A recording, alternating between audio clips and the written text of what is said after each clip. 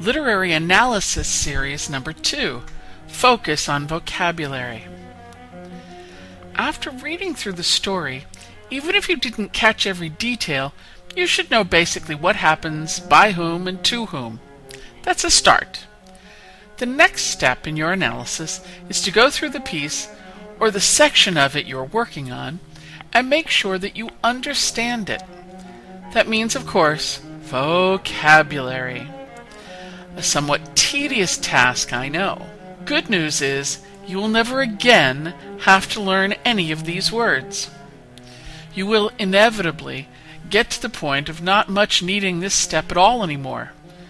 But that's probably not today. Remember those underlines you made in step 1? Now is the time to deal with them.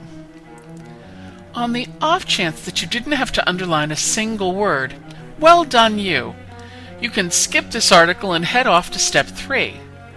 But before you go, are you really sure not a single word was unfamiliar to you? Have another look. In all aspects of language, reading, writing, and speaking, an increased vocabulary is a good investment.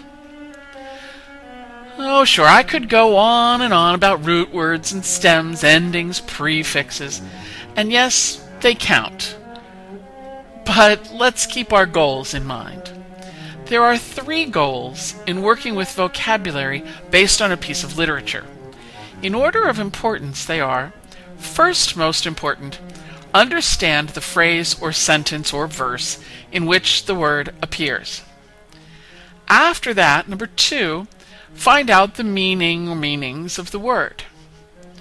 And then, step 3, remember the word for the next time you see it. I've created a vocabulary study form to go along with this lesson. It's not meant for young readers just learning about words and reading, but for you, a student of literature, who wants to acquire new words based on your reading. You can download the form, and definitely do. Just below is a single line of the form used to study one word. Now the first boxes are for the word itself. The line number, where it appears, or paragraph and page number if you don't have line numbers, and its part of speech. Those 3 things don't depend on the meaning of the word. The next box is marked Guess. Now think a bit about the word, especially about the overall meaning of the 3 or 4 sentences around it. Do guess the meaning. Just jot down a possible synonym, at least. Now you probably know that many words have both a meaning and a connotation, a subtext.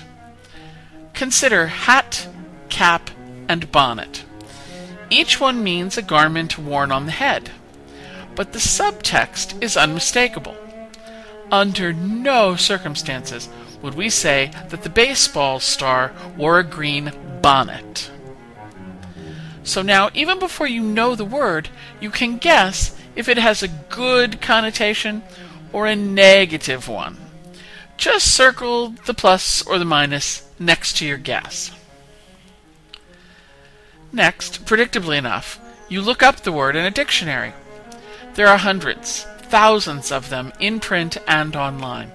Use your favorite. Let me suggest dictionary.com for you.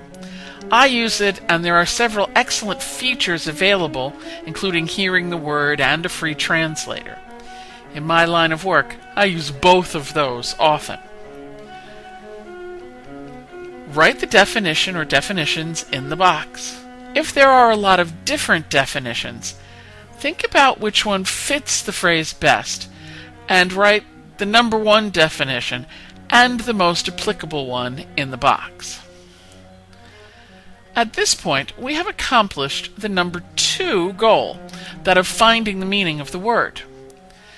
Now you have to search the dictionary and/or thesaurus for a synonym of the word that will fit back into the context of the story you are studying. When you have one, rewrite the sentence or phrase or verse with the synonym in it in the appropriate box. Take a moment to think. Does the entire paragraph make sense now? If it does, you're doing fine. If it doesn't, there are other words you should study? Maybe a different meaning of your word will work better? Keep at it until you feel confident you understand the word and the surrounding context.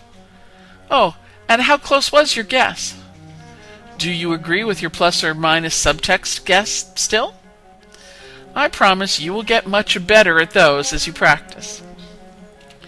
Speaking of practice, what of goal number 3? Your best tool for learning, practicing, and retaining vocabulary words is flashcards. Just making the cards is a good technique. Add to that reviewing them from time to time, and you have a powerful memory device. You can, of course, make them yourself, but if you want to study vocabulary cards online, Dictionary.com has a nice flashcard capability. Another site I use is Zell.me, where you can make flashcards for any material you need to learn, and then download and print them. I can't stress enough that the main difference between great readers and reluctant readers is vocabulary. So do a bit of work now, and save yourself stress and drudgery forever. And by the way, if you're working along with this series, go now to Literary Analysis Step 2 Example, The Lady or the Tiger. As always, if you have any other questions, feel free to give us a call, and you have a good day.